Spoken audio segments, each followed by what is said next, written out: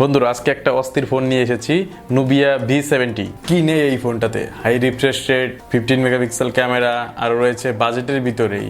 কিন্তু আমি ফোনটা কিনেছি মাত্র 60 টাকায়। বলেন কি? না না না, 60 টাকা না, 60 টাকা না, এর দাম মাত্র 11,000 টাকা। চলুন ফোনটার বিস্তারিত জেনে আসি। ফোনটার ডিসপ্লে সেকশনে রয়েছে 6.7 ইঞ্চের একটি HD plus display LCD panel. এখানে 120 হার্জ রিফ্রেশ রেট রয়েছে এবং ফোনটি 4টা কালার ভেরিয়েন্টে পাওয়া যাচ্ছে।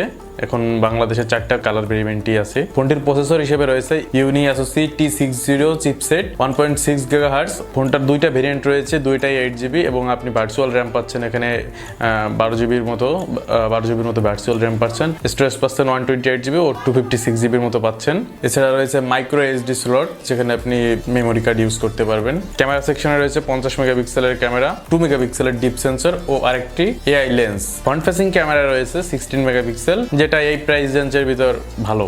মেইন ক্যামেরার কিছু ছবি আপনাদের দেখাই। ছবিগুলো ঠিকঠাকই আছে, কিন্তু একটু কালারগুলো একটু করে ফেলতেছে। আর পোর্ট্রেট মোডের ছবিগুলো চলে, আপনারাই দেখে নিন। ফোনটি দ্বারা কি হেভি গেম খেলা যাবে? না, ফোনটা হেভি গেম খেলার জন্য তৈরি করা হয় নাই।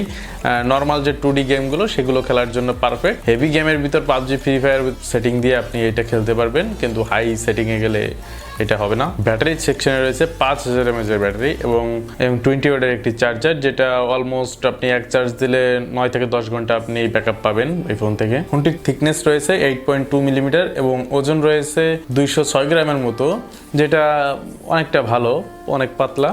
অনেকটা ওজন কম দেওয়ার চেষ্টা করেছে, যেহেতু 5000 mAh এর একটা বড় ব্যাটারি আছে, তো সেই হিসেবে এটা দরকার। ফোনটি কি ওয়াটারপ্রুফ? না, এখানে 54 এর রেটিং রয়েছে, যেটা অনেক কম, তো আপনাকে সাবধান ব্যবহার করতে হবে। তো চলুন এখন ফোনটির কিছু পজিটিভ ও নেগেটিভ দিক দেখে আসি। পজিটিভ দিকের ভিতর রয়েছে ফোনটার দাম অনেক কম, আর আপনি এই দামের ভিতর এইচডি প্লাস ডিসপ্লে পাচ্ছেন, 50 মেগাপিক্সেলের ক্যামেরা, ফ্রন্ট ফেসিং 16 মেগাপিক্সেলের ক্যামেরা এবং চার্জারে একটু এগিয়ে আছে, তো আপনি চার্জার এখানে একটা ভালো চার্জার পাচ্ছেন। খারাপ দিকের ভিতর গেলে প্রথম খারাপ দিকটা আসে প্রসেসরটা এখানে একটু অনেক বেসিক টাইপের প্রসেসর হয়ে গেছে। এখানে হেভি কাজ করার জন্য এই প্রসেসরটা না, তবে এটা নর্মাল মিনিমাল কাজের জন্য ঠিক আছে। আর যেখানে 8GB র্যাম আছে, তো র্যামে অনেকটা কভার করে নিচ্ছে। আমার কাছে আমি ফোনটায় 10/8 রেটিং দিচ্ছি। ফোনটা দাম অনুযায়ী অনেক ভালো প্রেফার করতেছে। আপনারা যদি ফোনটা নিতে চান তাহলে কমেন্ট সেকশনে জানিয়ে দিন, আর এরকম আরও ভিডিও পেতে চাইলে কমেন্টে জানিয়ে দিন। ভিডিওটি ভালো লাগলে একটা লাইক করবেন এবং চ্যানেলটি সাবস্ক্রাইব করবেন।